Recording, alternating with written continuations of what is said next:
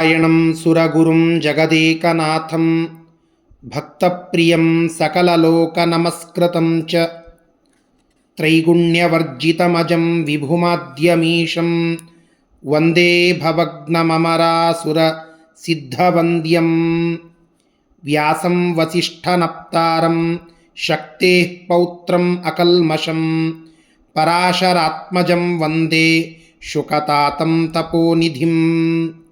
ಶ್ರೀ ಗುರುಭ್ಯೋ ನಮಃ. ಹರಿ ಓಂ. ವಿಷ್ಣು ಸಹಸ್ರನಾಮದ ಪೂರ್ವದ ಕೆಲವು ಶ್ಲೋಕಗಳ ಚಿಂತನೆಯಲ್ಲಿ ಇವತ್ತು ವೈಶಂಪಾಯನರಿಂದ ಹೇಳಲ್ಪಟ್ಟಂತಹ ಒಂದು ಶ್ಲೋಕದ ಚಿಂತನೆಯನ್ನು ನಾವು ಮಾಡಬೇಕು. ಆ ಶ್ಲೋಕ ಈ ರೀತಿಯಾಗಿ ಇದೆ. ವೈಶಂಪಾಯನ ಉವಾಚ ಶ್ರುತ್ವಾ ಧರ್ಮಾನ್ ಅಶೇಷೇಣ ಪಾವನಾನಿ ಚ ಸರ್ವಶಃ ಯುಧಿಷ್ಠಿರಃ ಶಾಂತನವಂ ಪುನರೇವಾಭ್ಯಭಾಷತ. ವೈಶಂಪಾಯನರು ಜನಮೇಜಯ ರಾಜನಿಗೆ ಹೇಳುವಂತಹ ಒಂದು ಮಾತು. ವೈಶಂಪಾಯನರು ವೇದವ್ಯಾಸದೇವರ ಶಿಷ್ಯರು. ಯಜುರ್ವೇದದ ತೈತ್ತರೀಯ ಶಾಖೆಯ ಪ್ರವರ್ತನ ಮಾಡಿದ ಒಬ್ಬ ಋಷಿಗಳು, ಮಹಾಜ್ಞಾನಿಗಳು. ಇದೆಲ್ಲದಕ್ಕೂ ಮುಖ್ಯವಾಗಿ ವೇದವ್ಯಾಸದೇವರಿಂದ ಅನುಗ್ರಹೀತರಾಗಿ ಜನಮೇಜಯ ಮಹಾರಾಜನಿಗೆ ಮಹಾಭಾರತವನ್ನು ಉಪದೇಶ ಮಾಡಿದಂತಹ ಋಷಿವರೇಣ್ಯರು. ಇವರು ವೇದವ್ಯಾಸದೇವರ ಪ್ರಮುಖ ಶಿಷ್ಯರಲ್ಲಿ ಒಬ್ಬರು. ಬಾದರಿ, ಜೈಮಿನಿ, ಸುಮಂತು, ಪೈಲ, ವೈಶಂಪಾಯನ, ಕಾಶಕೃತ್ಸ್ನ, ಲೋಮಶ, ಕಾರ್ಷ್ಣಾಜಿನಿ, ಔಡುಲೋಮ್ಯ, ಆತ್ರೇಯ ಇವರೇ ಮೊದಲಾದಂತಹ ಶಿಷ್ಯರು ವೇದವ್ಯಾಸದೇವರಿಗೆ ಇದ್ದರು. ವೇದವ್ಯಾಸದೇವರು ಇವತ್ತಿಗೂ ಈ ಎಲ್ಲ ಶಿಷ್ಯರಿಗೆ ಪಾಠವನ್ನು ಹೇಳುತ್ತಾ ಆ ಬದರಿಯಲ್ಲಿ ಉಪಸ್ಥಿತರಿದ್ದಾರೆ, ಭಕ್ತರನ್ನು ಅನುಗ್ರಹ ಮಾಡುತ್ತಾ ಇದ್ದಾರೆ ಎಂಬುದಾಗಿ ನಾವು ಕೇಳುತ್ತೇವೆ. ಅಂತಹ ಆ ವೇದವ್ಯಾಸದೇವರ ಪ್ರಮುಖ ಶಿಷ್ಯರಲ್ಲಿ ಒಬ್ಬರು ವೈಶಂಪಾಯನರು.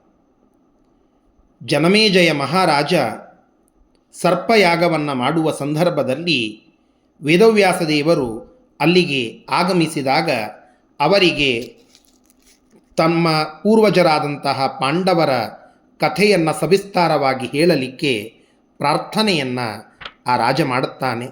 ಆಗ ಆ ವೇದವ್ಯಾಸ ದೇವರು ಅಲ್ಲಿರುವಂತಹ ತಮ್ಮ ಶಿಷ್ಯರಾದ ವೈಶಂಪಾಯನರಿಗೆ ಆ ಮಹಾಭಾರತದ ಕಥಾನಕವನ್ನು ವಿವರಣ ಮಾಡುವಂತೆ ಆಜ್ಞೆ ಮಾಡುತ್ತಾರೆ.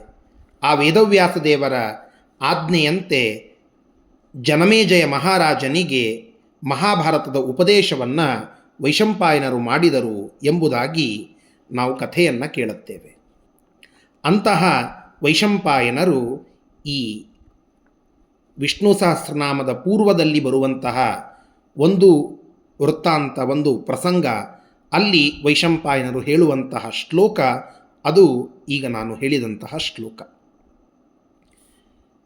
ಜನಮೇಜಯ ರಾಜನಿಗೆ ಹೇಳುತ್ತಾ ಇದ್ದಾರೆ ವೈಶಂಪಾಯನರು, ಓ ಮಹಾರಾಜನೇ ಕೇಳು ಅಂತ ಹೇಳಿ. ಶಾಂತಿ ಪರ್ವದಲ್ಲಿ ಭೀಷ್ಮರು ಮತ್ತು ಯುಧಿಷ್ಠಿರ ಇವರಿಬ್ಬರ ಮಧ್ಯದಲ್ಲಿ ನಡೆದಂತಹ ಒಂದು ಸಂವಾದದ ವಿಷಯಕ್ಕೆ ಪೂರ್ವಭಾವಿಯಾಗಿ ವೈಶಂಪಾಯನರು ಹೇಳುವಂತಹ ಪ್ರಸಂಗ ಇದು. ಭೀಷ್ಮರಿಗೆ ಯುಧಿಷ್ಠಿರ ಅನೇಕ ಪ್ರಸಂಗಗಳನ್ನು, ರಾಜಧರ್ಮದ ವಿಚಾರಗಳನ್ನು, ವರ್ಣಾಶ್ರಮಗಳ ವಿಷಯವನ್ನು, ಇವೆಲ್ಲವುಗಳನ್ನು ಸವಿಸ್ತಾರವಾಗಿ ಕೇಳುತ್ತಾ ಬಂದಿದ್ದಾನೆ.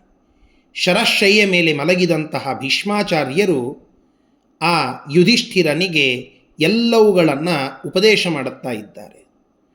ಆ ಸಂದರ್ಭದಲ್ಲಿ ಯುಧಿಷ್ಠಿರ ಮತ್ತೆ ಭೀಷ್ಮರನ್ನು ಪ್ರಶ್ನೆ ಮಾಡುತ್ತಾನೆ.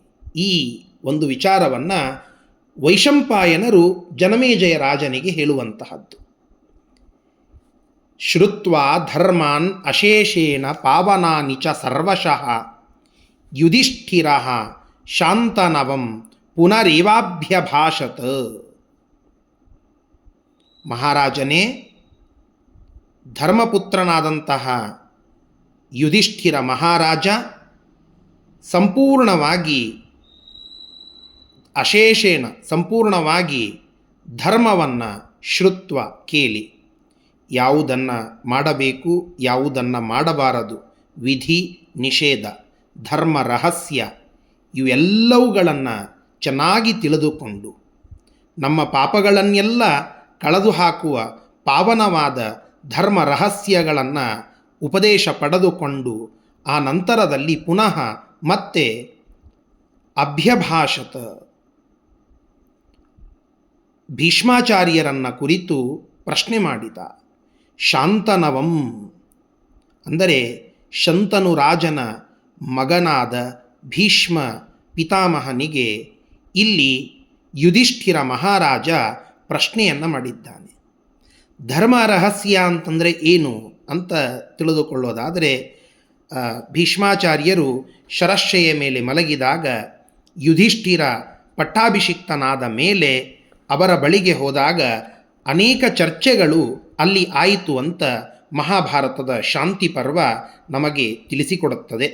ಅಂತಹ ಅನೇಕ ವಿಷಯಗಳಲ್ಲಿ ಮುಖ್ಯವಾಗಿ ರಾಜಧರ್ಮದ ಉಪದೇಶ, ಧರ್ಮದ ಉಪದೇಶ, ಒಬ್ಬ ರಾಜನಾದಂತಹ ವ್ಯಕ್ತಿ ಹೇಗಿರಬೇಕು, ರಾಜಧರ್ಮವನ್ನು ಹೇಗೆ ನಿರ್ವಹಿಸಿಕೊಂಡು ಹೋಗಬೇಕು, ಈ ಎಲ್ಲ ವಿಷಯಗಳು, ಪ್ರಜಾರಕ್ಷಣ, ಪ್ರಜೆಗಳನ್ನು ಹೇಗೆ ಮಕ್ಕಳಂತೆ ನಾವು ರಕ್ಷಣೆ ಮಾಡಬೇಕು, ಯಾವುದಕ್ಕೆ ಯಾವ ಶಿಕ್ಷೆಯನ್ನು ಕೊಡಬೇಕು, ಯಾರಿಗೆ ಯಾವ ರೀತಿಯಾದ ಶಿಕ್ಷೆಯನ್ನು ಕೊಡಬೇಕು, ವರ್ಣಾಶ್ರಮದ ಧರ್ಮ ಹೇಗೆ, ಈ ಎಲ್ಲ ವಿಷಯ ಭೀಷ್ಮಾಚಾರ್ಯರು ಸವಿಸ್ತಾರವಾಗಿ ಧರ್ಮರಾಜನಿಗೆ ಹೇಳುತ್ತಾರೆ.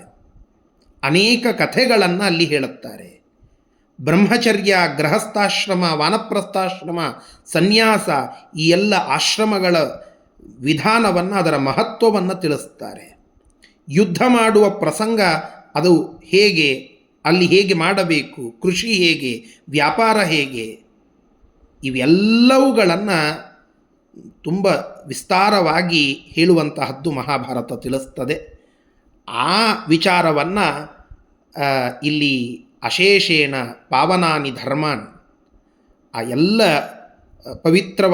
ಪವಿತ್ರವಾದ ಪಾಪಗಳನ್ನು ನಾಶ ಮಾಡುವ ಧರ್ಮ ರಹಸ್ಯಗಳನ್ನು ಒಬ್ಬ ರಾಜನಾದಂತಹ ಕೇಳಬೇಕಾದ ವಿಷಯ, ಒಬ್ಬ ಸಾಧಕನಾದಂತಹ ವ್ಯಕ್ತಿ ಕೇಳಬೇಕಾದ ವಿಷಯಗಳನ್ನೆಲ್ಲ ಭೀಷ್ಮಾಚಾರ್ಯರು ಹೇಳಿದ ನಂತರದಲ್ಲಿ ಮತ್ತೆ ಒಂದು ಪ್ರಶ್ನೆಯನ್ನು ಆ ಶಂತನುವಿನ ಮಗನಾದ ಭೀಷ್ಮರಿಗೆ ಯುಧಿಷ್ಠಿರ ಕೇಳುತ್ತಾ ಇದ್ದಾನೆ.